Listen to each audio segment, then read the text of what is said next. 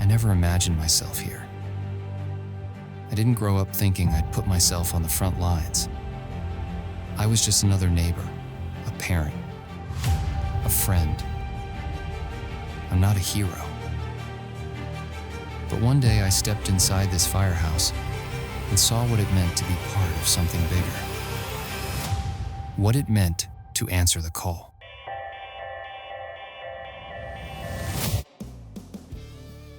Hey, what's going on, guys? My name is Vieira. I am the director on the Step Forward Volunteer Fire Department commercial that you guys just watched in the beginning of this video. I'm going to be touching on the post-production aspect of this project. This is actually part 3 of a 3-part series where we talked about the pre-production, the production, and now the post-production of what went into this entire project. And so we're going to be kind of touching on things like kind of the editing style, some of the color grading decisions that I sort of had, down to the sound design and the music, and finally the final delivery at the end of the day. So we actually had like a ton of data that we ended up having to store for this project. I mean, due to the amount of cameras that were rolling during the training facility, sometimes shooting in 60 FPS, 4K of course across the board, it amounted up to about 1.5 terabytes of footage. This could have been a lot more, you know, especially nowadays being able to shoot 8K and stuff like that. But once we had everything, I of course went in and kind of organized everything as well as I could. And so the way I like to operate is I like to kind of break everything down by the scenes. So I have my footage, of course, generally speaking, and then I have scenes 1 through however many that there are. And so in this project, I think we had about 10 scenes. And so we have scenes 1 through 10.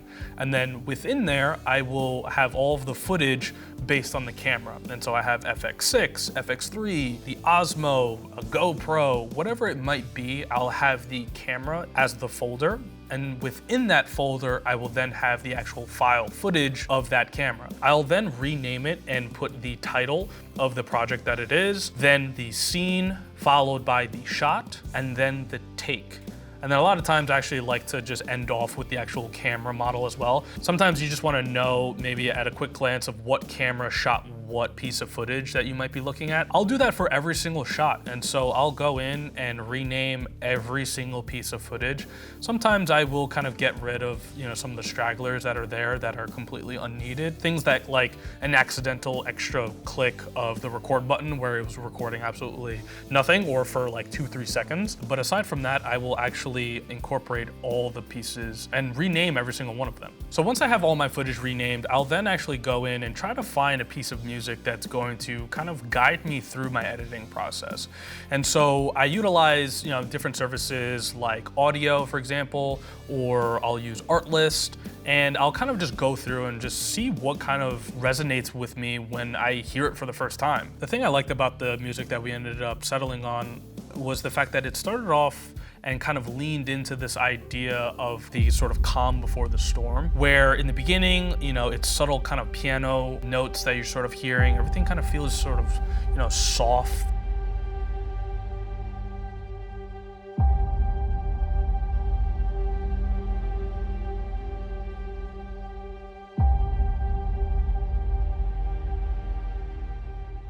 And then it all kind of builds up to this kind of climactic moment. And then it really does feel like the gates of like heaven has just opened up, and it's very glorious in what is happening.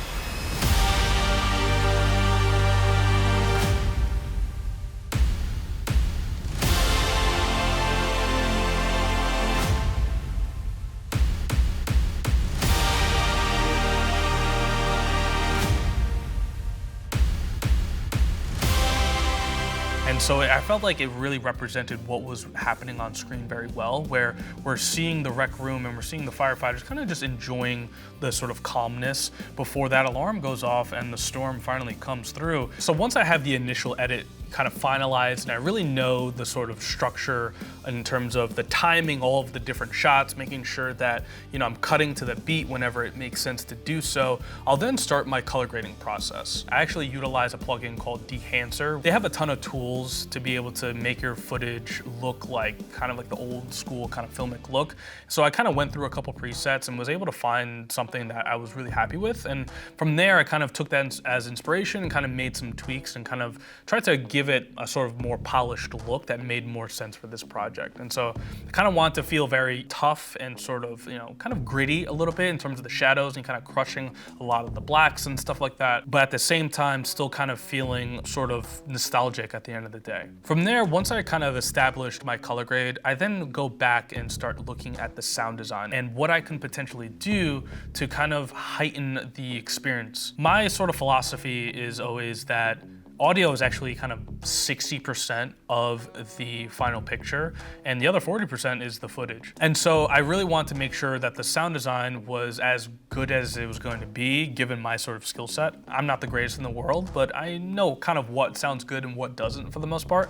And so I wanted to kind of implement different things like, you know, the typical sort of cinematic swooshes and stuff like that, but try to get a little bit abstract in certain areas. And so there are actually certain sort of transitional swooshes that you typically might use that are actually crackling fire sound effects that are actually kind of muffled and sort of this deeper tone to it.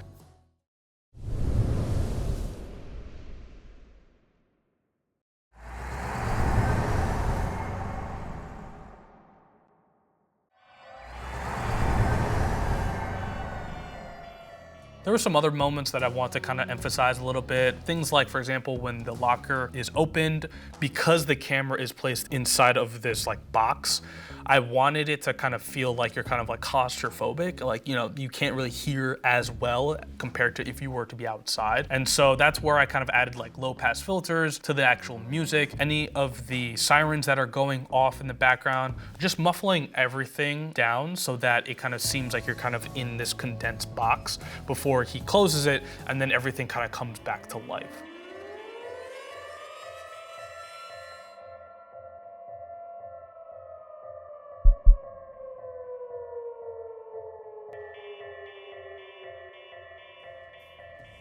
And so kind of playing with this sort of muffled and airiness kind of back and forth kind of really helped to kind of add a little bit of contrast to the actual sound design. Then another component was all of the communication that you actually hear from the firefighters themselves. And so this was one of those opportunities where I was actually able to kind of lean into the motto that we've been sort of saying for this project, which is controlled chaos. And so when it came to the actual production, we actually mic'd up one of the radios that we were actually able to utilize that for sound design purposes for the project. And so we had all the communication that the firefighters had. I then took out all of the moments that made the most sense for what was happening on screen, and then layered them kind of subtly here and there.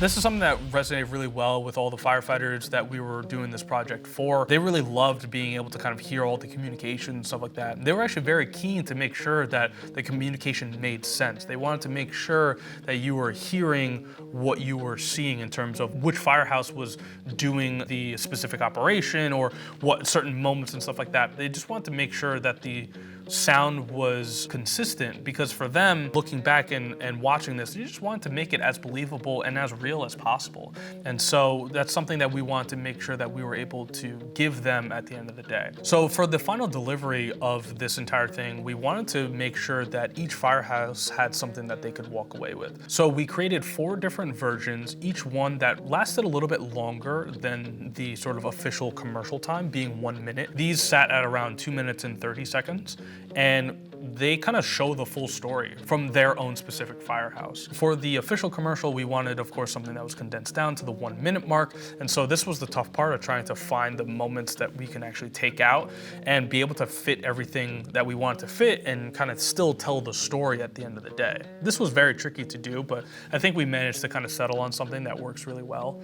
We then made other versions as well too, where we even condensed it down to 30 seconds, which was even tougher to do. This is one of the tough decisions that you have to make. You have to be okay with kind of cutting out the things that you love most to make the project better, or to be able to do the thing that is required of you, which is condensing it down to 1 minute or condensing it to 30 seconds. So if you guys actually want to see all the different versions that we made for each of the firehouses, I'll leave the videos down below in the description where you can just click on them, be able to see what, Holbrook's version looks like, or what West Sayville's or Bohemia's or Sayville's version looks like. You'll notice that they're all extremely similar. The structure is the exact same.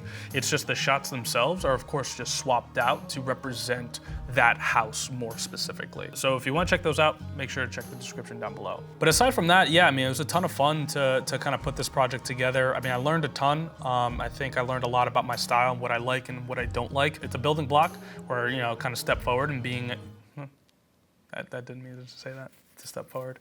And